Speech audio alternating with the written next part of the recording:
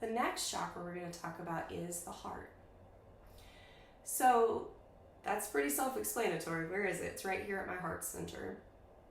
When I think about developmentally what was happening as this was developing, it's after the solar plexus, and it's that time in a kid's life when they're kind of finding their way, beginning of elementary school. They are really starting to figure out who they are a little bit. They're starting to learn to trust. They're starting to learn to assert what they need. And it's where they start to really form relationships. If you think about some of those early elementary school relationships, some of those little friends where you're learning just how to interact and how to navigate stuff and how to show appreciation and respect and all that stuff. All that kind of is related to this stuff. The other thing you're going to notice is, so I talked earlier about these are the body chakras.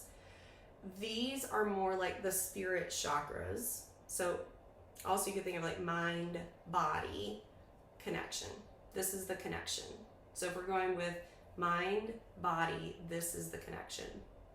So when my heart is underactive, overactive, blocked, there's a wound, when there's something going on in this energetic space, I can show up in a lot of ways that feel really out of alignment. So this can be emotional unavailability, or on the other side, this can be I'm just wide open and giving and giving and giving. It's really the thing that helps to connect and balance what's happening in my body with what I'm making sense of is happening around me and in my relationships. This is a really complex wound for a lot of people, because when I'm wide open, when I'm leading with love, when I'm open-hearted, when I am living in gratitude, and I'm in a situation that's not safe, or when I experience a trauma that impacts me really greatly, one of the things I know me personally I want to do is shut down. I don't want to let people in. I don't want to connect. I don't trust.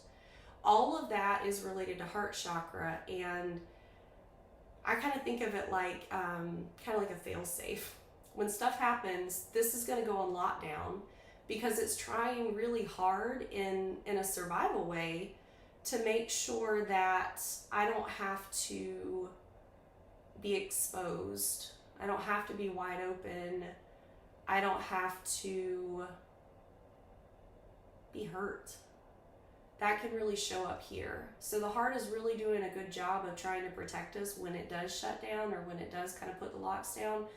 And part of our recovery is safely starting to open that back up and allowing things to flow so that we can make connections, integrate what's happening, and start to live from the heart, to start to live from our authenticity and live intentionally and be in connection with people, safe people, and be able to take care of our body and be in connection with what's happening up here. So this is another really complex one, as you're hearing a theme here.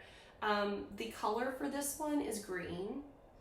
And when I think about stuff that I want to notice as I'm just noticing what's coming up in my heart center, is the ways that I shut down, is the ways that I put walls up, is the ways that I don't feel. Oftentimes, if you've had the experience of like trapped tears, like I can't get tears out, it's just like they're stuck. I've had that before where I was in a Reiki session and the Reiki practitioner was like, girl, if these don't come out, like I'm gonna start crying. So noticing what's happening here is going to be another important piece about what's not connecting, what's not firing, what's getting in the way of me feeling safe enough to really connect mind and body and move forward in some of my trauma work. So notice what's coming up here, bring it up in your individual session. We can do more work in a workshop, and just notice.